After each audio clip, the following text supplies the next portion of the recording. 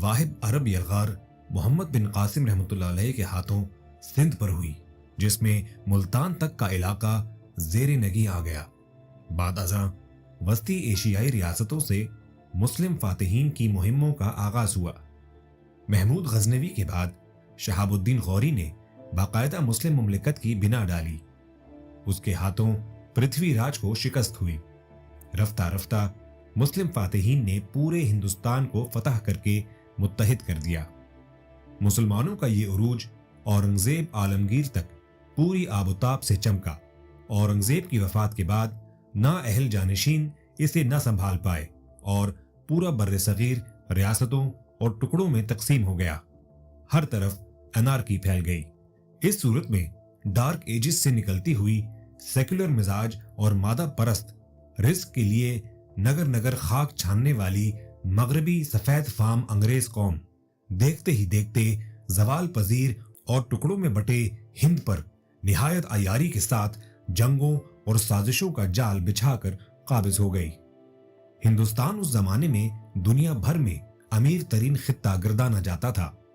اپنے مال و اسباب اور خوشحال ثروت کی بنا پر سونے کی چڑیا کے نام سے مشہور تھا۔ اس سلسلے میں مشہور انگریز تاریخ دان ول ڈیورانٹ کی تصنیف ایک دلچسپ مطالعہ ہے۔ ہندوستان کے مسلمان حکمرانوں کے شاہی خزانے کا اندازہ فقط اس امر سے لگا لیجئے کہ شاہجہاں کے عہد میں یہ عالم تھا کہ سونے چاندی سے بھرے 1.5 لاکھ مکعب فٹ کے 2 بہت بڑے گودام اس سے اٹے رہتے۔ ول ڈیورانٹ کی تصنیف میں لارڈ کلائیو کی بے انتہا عیاشیوں، وسیع مالی بے ضابطگیوں کے الزام میں جب برطانوی پارلیمنٹ کا اسے سامنا کرنا پڑا تو وہ اپنے دفاع میں یوں گویا ہوا کہ دولت کے انباروں، خزانوں اور فراواں سونے چاندی سے لدے ہندو شہروں کی حالت بیان کی، جہاں اسے قتل و غارت گری اور سازشوں کے عوض اندھا دھند بھاری نذرانے بطور رشوت پیش ہوئے۔ ہیرے جواہرات، خزانوں اور اہل زر کی جیبیں اس کی خاطر کھلی پڑی تھیں۔ ہندوستان کو کلائیو نے ایسے خزانے والے ملک سے تعبیر کیا جسے کبھی زوال نہ ہو۔ قدیم بنگالی دارالسلطنت مرشد آباد کو حجم اور کشادگی اور خوشحالی کے اعتبار سے اس وقت کے لندن کے برابر قرار دیا گیا۔ یاد رہے کہ اس زمانے کا لندن یورپ کے امراء کا مسکن و مرکز تصور کیا جاتا تھا۔ اب تو ان صدیوں کی بھوک اور صحبتوں کے ڈھانچے دیکھ کر حیرانی ہوتی ہے کہ کبھی یہاں خوشحالی بھی تھی۔ مغربی سیاحوں کے لیے تاج محل جیسی عظیم عمارت جو ڈیزائن، تعمیر اور فنی کام کے اعتبار سے عجوبہ تصور ہوتی ہے، ایران، اسپین یا یورپ کی بجائے ہند میں موجود ہونا باعث حیرت تھا۔ اسی طرح پرانے دہلی میں قطب الدین ایبک کی مسجد اور اس سے ملحقہ عظیم بلند و بالا اور کشادہ قطب مینار ہندوؤں پر فتح و نصرت اور اسلامی جاہ و جلال کی علامت کے طور پر استادہ ہے اور فن تعمیر و کاریگری کا اعلیٰ و عرفہ شاہکار ہے۔ اس سونے کی چڑیا کے وسائل کو انگریز بہادر نے نہایت بے دردی سے لوٹا اور قلاش کر کے پیتل کی چڑیا بنا کر چھوڑ دیا۔ سن 1498 میں واسکو ڈی گاما کالی کٹ کے مقام پر لنگر انداز ہوا۔ وہ امریکہ جا رہا تھا اور ہندوستان آ نکلا۔ اس طرح یورپی ملکوں کو ایک نیا بحری راستہ معلوم ہو گیا جو کہ مشہور عرب سمندری ماہر عبد الماجد کے ذریعے ہوا، جو اس وقت کے عظیم ترین خطہ ارضی ہندوستان تک پہنچا تھا۔ واسکو ڈی گاما کی واپسی پر شاہ پرتگال نے ہندوستان کو اپنی نو آبادی قرار دیا۔ اس کے بعد ڈچ قوم نے آ کر ہند سے پرتگالیوں کا بسترا گول کر دیا۔ 18ویں صدی میں انگریز اور فرانسیسی یہاں آ موجود ہوئے۔ پہلے ڈچوں کو مار بھگایا اور پھر ان دونوں میں وحشیانہ جنگیں ہوئیں۔ فرانس روزبیک اور واٹرلو کی جنگوں میں شکست کھا گیا اور انگریز کے لیے یہاں قدم جمانا آسان ہو گیا۔ سن 1600 میں انگریز بہادر نے مقامی ساز باز کے ذریعے یہاں ایسٹ انڈیا کمپنی قائم کی۔ سن 1686 میں اس کمپنی نے ہند کے بارے میں اپنے عزائم واضح کرتے ہوئے کہا، ہم ہند میں ایک مضبوط اور مستحکم حکومت کا قیام چاہتے ہیں۔ اس سلسلے میں انہوں نے افواج اکٹھی کی اور قلعے بنائے، بمبئی اور کلکتہ میں بندرگاہیں قائم کی اور اپنا اثر و رسوخ بے انتہا بڑھا لیا۔ رشوت، سازش، افراد اور گروہوں کے باہمی تصادم اور جنگ و جدل اور ڈرا دھمکا کر حکومتی معاملات میں دخل اندازی کا آغاز کیا۔ حاکم بنگال سراج الدولہ کو میر جعفر کی بدولت شکست سے دوچار کیا گیا اور پھر بنگال $6 ملین کے عوض میر جعفر کو بنگال کی کٹ پتلی حکمرانی بخشی گئی۔ لارڈ کلائیو نے اپنے تابع راجاؤں سے $1,40,00,000 سالانہ پیسوں کی ادائیگی طے کی، نیز ان سے $1,70,00,000 مالیت کے تحفے وصول کیے، اور ان فتوحات کے نتیجے میں بنگال و آسام کے وسیع زرخیز اور مالا مال خطے پر انگریزی حکومت قائم ہو گئی۔ اس سلسلے میں ہنود نے نئے آقا کو اپنے لیے نیک شگون جانا اور اس کی بھرپور مدد کی۔ کمپنی کے زیر تسلط ان ہندی علاقوں پر ان کی مصنوعات پر 50% سے زائد محصول لازم قرار دیا گیا۔ نتیجتاً عوام مفلس و قلاش ہونے کے ساتھ ساتھ انتقال آبادی پر مجبور ہو گئے، اور نوبت یہ آ پہنچی کہ لوگ اپنی اولاد تک بیچنے پر مجبور ہو گئے۔ میکولی کے بقول کم وقت میں کلکتہ میں دولت کے انبار لگ گئے، ساتھ ہی لاکھوں انسانوں غربت و افلاس کی دوزخ میں دھکیل دیے گئے۔ ولیم ہنٹر نے اپنی تصنیف ہمارے ہندوستانی مسلمان میں مسلمانوں کی حالت زار کا نقشہ کچھ یوں کھینچا۔ ہندوستان جب محکوم ہوا تو مسلمان یہاں کی بہت بڑی طاقت تھے، لیکن بعد میں سیاسی، اقتصادی اور سماجی طور پر بالکل تباہ ہو گئے۔ یہ محض آغاز تھا۔ یہ بھیانک سلسلہ اسی طرح جاری و ساری رہا تاہم کہ میسور پر پھر بنگال کی تاریخ دہرائی گئی۔ یہاں سراج الدولہ کی جگہ ٹیپو سلطان اور میر جعفر کی جگہ میر صادق نے کردار ادا کیا۔ سلطان ٹیپو نے قوم کو تنبیہ فرمائی تھی کہ وہ اگر ملت واحد بن کر انگریزوں کے خلاف متحد نہ ہوئے تو غلامی کی صورت میں کسی کی بھی آزادی قائم نہ رہے گی۔ سلطان ٹیپو حقیقت میں مسلمانوں کا آخری حصار تھا۔ یہی وجہ تھی کہ سقوط سرنگا پٹم پر جنرل بیئرڈ نے کہا تھا، اب دنیا کی کوئی طاقت ہندوستان کو ہماری غلامی سے نہیں بچا سکتی۔ انگریز مورخین کی تحریروں کے مطابق سقوط سرنگا پٹم کے بعد انگریز سپاہی سلطان ٹیپو کے خزانوں سے جواہرات اور قیمتی اشیاء لوٹتے رہے۔ انگریزوں نے ہندوستانی دولت اور افواج کے ذریعے ہند میں 111 جنگیں لڑیں اور اس پر قبضہ کیا۔ ہم ایک بھوکی ننگی مغربی قوم انگریزوں کے غلام بن گئے، جو کہ حصول رزق کے لیے دنیا بھر کی خاک چھانتی پھرتی تھی۔ ہم نے اپنا درخشاں ماضی فراموش کر دیا اور اسلاف اور روایات سے رشتہ منقطع کرنے کے سبب اپنی قومی خودداری، حمیت اور وقار گنوا بیٹھے۔ مسلمانوں کی آزادی کا ٹمٹماتا آخری مینار ٹیپو سلطان کی صورت میں موجود تھا، جو گھناؤنی سازشوں، عیاریوں اور میر صادق جیسے قوم فروشوں کی غداریوں کے سبب اسلام کے عظیم سپوت اور جرنیل ٹیپو کو شہید کر دیا گیا۔ سرنگا پٹم کی اس فتح پر انگریزوں نے اعلان کیا، "Now the India is over"۔ انگریز ہندوستان کے وسیع و عریض خطے پر قابض ہو چکے تھے۔ مسلمانوں پر مصائب و آلام کے پہاڑ ٹوٹ پڑے۔ مجاہدین حریت سمٹ کر آخری مسلمانان ہند کے شکوے کی یادگار دہلی میں اکٹھے ہو گئے۔ انگریز بہادر نے مسلمانوں کے اس وطنی دفاع کو غدر یعنی میوٹنی کا نام دیا۔ کمپنی نے سن 1857 کی اس جنگ میں کامیابی کے بعد ہندوستان کو اپنی نوآبادی قرار دے دیا۔ لاکھوں انتہائی قیمتی نفوس، جن میں جید علماء، دانشور، زعمائے ملت اور سرفروش شامل تھے، چن چن کر شہید کر دیے گئے۔ شہر مقتل گاہیں بن گئے۔ شہروں اور ان کے گرد و نواح میں کوئی ایسا درخت نہ بچا جس کے ساتھ کسی سرفروش کی لاش نہ لٹکی ہو۔ صرف 15 روز میں 2 لاکھ سے زائد مسلمان شہید کیے گئے۔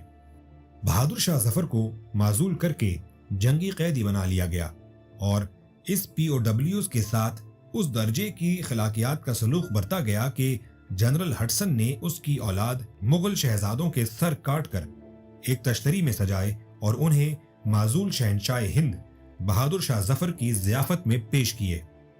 شہزادوں کی شہادت سے قبل بادشاہ کے 2 داماد، برادر نسبتی، بھتیجے اور دیگر شاہی خاندان کے 24 افراد سرسری فوجی سماعت کے بعد پھانسی پر لٹکا دیے گئے۔ اس اقتدار اور طاقت کے نشے میں فاتح کمانڈر نے ان شہزادوں کا خون ایک پیالے میں بھرا اور گھونٹ بھر کر متکبرانہ انداز میں کہا کہ اب ہندوستان پر ہمارا اقتدار کبھی کوئی ختم نہیں کر سکتا۔ آج ہڈسن کی قوم سے پوچھا جا سکتا ہے کہ تمہارا اقتدار اور دعوے کیا ہوئے؟ انگریز بہادر نے لال قلعے میں بادشاہ پر نام نہاد مقدمہ بغاوت چلایا۔ لوگوں کا جمع غفیر اکٹھا کیا گیا۔ شاہ کو پیشی کے لیے کڑی دھوپ میں گھنٹوں کھڑا رکھا گیا۔ فرد جرم عائد ہوئی۔ بدیسی گورے حکمرانوں کی بیگمات نے اس دوران شاہ کا ٹھٹا اڑایا، اس کی تذلیل کی گئی۔ شاہ کو سزا سنا کر رنگون میں جلا وطن کر کے زندہ میں ڈال دیا گیا۔ گردش فلک نے یہ نظارہ بھی کیا کہ خیرات بانٹنے والے ہاتھ جامع مسجد کی سیڑھیوں پر بھیک مانگنے لگے۔ جو پاؤں مخملی فرش پر زخمی ہو جاتے تھے وہ لوہے کی زنجیروں میں جکڑے گئے۔ مغل شہزادے ماشکی، موچی اور بہرہ گیری کرتے دیکھے گئے۔ لال قلعہ اپنے مکینوں کے لیے جیل خانہ بنا ڈالا گیا۔ اس حقیقت کی ترجمانی قائد اعظم نے بھی فرمائی۔ سن 1943 میں ایک مرتبہ سردار شوکت حیات خان سے دوران گفتگو فرمایا، تم دہلی کے چاندنی چوک میں جا کر کھڑے ہو جاؤ تو وہاں تمہاری ملاقات ماضی کے مغلیہ شہزادوں سے ہوگی۔ ان میں سے کوئی سبزی بیچ رہا ہوگا اور کسی کی کمر سے پانی کا مشکیزہ بندہ ہوگا۔ مسلمانوں کی معاشی حالت کو بہتر بنانا وقت کی اہم ترین ضرورت ہے اور اس کے لیے انہیں انگریزوں اور ہندوؤں کے چنگل سے آزاد کرانا ہوگا۔ ایک بڑا سانحہ یہ بھی تھا کہ انگریزوں کے ہاتھوں شاہی قلعے کے کتب خانے کی مکمل تباہی ہوئی، جس میں بلند پایا کتب کا عظیم ذخیرہ تھا۔ یہ انتہائی قیمتی کتب خانہ تھا۔ شاہ عبدالعزیز خصوصی طور پر اس سے استفادہ کرتے تھے۔ پورا ہند انگریزوں کے زیر نگیں آ گیا۔ سامراجیوں کا پہلا شکار ہمارے زعماء و شرفاء تھے اور ان کی اقدار تھیں جن کی تذلیل کی گئی۔ سامراجیوں نے اقتدار کی جڑیں مضبوط کرنے کے لیے اپنے وفاداروں پر مشتمل ایک ایسا طبقہ کھڑا کیا جو ان کے اشارے پر اپنی ہی قوم کے آباء و اجداد اپنے بیٹوں بھائیوں کو بیڑیاں پہنا سکیں اور ان کی لاشوں کا سودا کر سکیں۔ اس طبقے کو مضبوط کرنے کے لیے پہلے سے موجود املاک اور جاگیروں کو سرکاری تحویل میں لینے کے بعد اپنے ان پروردوں میں بانٹ دیا گیا۔ کرنل چارلز میلسن نے ان کے کردار، ان کے حسب و نسب اور ان کے اعمال کو قلم بند کیا ہے۔ نیز انڈیا آفس لائبریری کا ریکارڈ، اراضیوں کے سرکاری ریکارڈ ان کی غداریوں اور بدعمالیوں کا منہ بولتا ثبوت ہے۔ ان حقائق سے ہمیں یہ پتہ چلتا ہے کہ ایک طرف مجاہدین وطن آزادی کی جنگ لڑ رہے تھے تو دوسری جانب اسی سرزمین کے ایسے مفاد پرست سازشی ذہنیت کے حامل گھٹیا سرشت کے افراد بھی بکثرت تھے جو ان بیرونی آقاؤں کی قوم فروشی میں مگن تھے۔ یہ لوگ اپنے ہی ہم وطنوں کی جڑیں کاٹنے میں مصروف تھے۔ ان میر جعفروں اور میر صادقوں نے ارض وطن کے خون اور قومی خود مختاری کا سودا کیا، اپنی ہی سرزمین اپنے نام کرا کے غلامی کا سنہری طوق اپنے گلے میں ڈال لیا اور سینے پر فخر کے ساتھ غداری کے تمغے سجائے۔ ان پرانے ریکارڈوں اور ان کے آقاؤں کی گواہیوں سے ان کے کردار کی بھیانک تصویر سامنے آتی ہے، اور وہ یہ ہے: مجاہدین آزادی کی کاوشوں کو ناکام بنانے کے لیے سرگرم رہتے۔ اس سلسلے میں ان کا انگریز بہادر سے مکمل رابطہ رہتا۔ یہ لوگ مجاہدین آزادی کی کاوشوں کو ناکام بنانے کے لیے سرگرم رہتے اور اس سلسلے میں ان کا انگریز بہادر سے مکمل رابطہ رہتا۔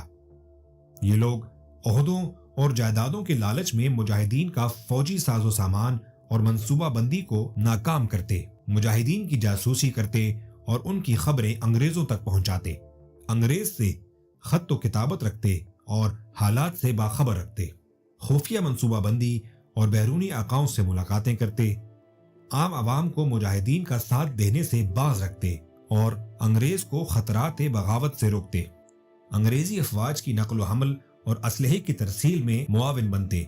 اس سلسلے میں अपने घोड़े, ऊंट, टट्टू और अफराद मुहैया करते। बरतानवी अफवाज के लिए अपने जेर असर अवाम की भर्तियां कराते। मिजाजन ये कमीने और पस्त जहनियत के हामिल, साजिशी जहन रखने वाले लोग थे, मुआशरे के बेवकत लोग थे। मिजाजन ये कमीने और पस्त जहनियत के हामिल, साजिशी जहन रखने वाले लोग थे जो मुआशरे के बेवकत लोग थे।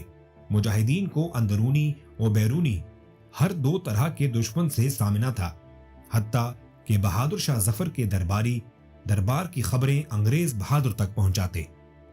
मुतज़क्किरा बालाकौम के नासूरों में नामी गिरामी गद्दी नशीनों और पीरों के नाम भी आते हैं, जो एक तरफ मुरीदों को बगावत से रोकते थे तो दूसरी जानिब अंग्रेज की भरपूर मदद करने और वसी जागीरें और इनाम हासिल करते। इनमें वस्ती पंजाब के बड़े बड़े गद्दी नशीन शामिल हैं। मखदूम, गिलानी और बहुत से दीगर खानदानों के नाम रिकॉर्ड में शामिल हैं। ये लोग न सिर्फ इन बैरूनी आकाओं की हुकूमत को अपने लिए बाइस रहमत खुदाबंदी व इफ्तिखार करार देते, बल्कि उनके लिए बड़े बड़े अलकाबात इस्तेमाल करते और कुरानी आयात के जरिए उनकी शान बयान करते।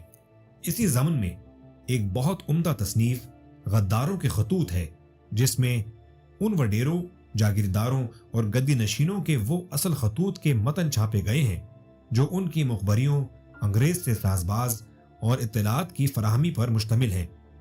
लॉर्ड कर्जन के अहद में खुसूसन इन वफा के पैकरों को वफा की सनदों से नवाजा गया। उन्हें बड़े बड़े एजाजात व इनामात दिए गए।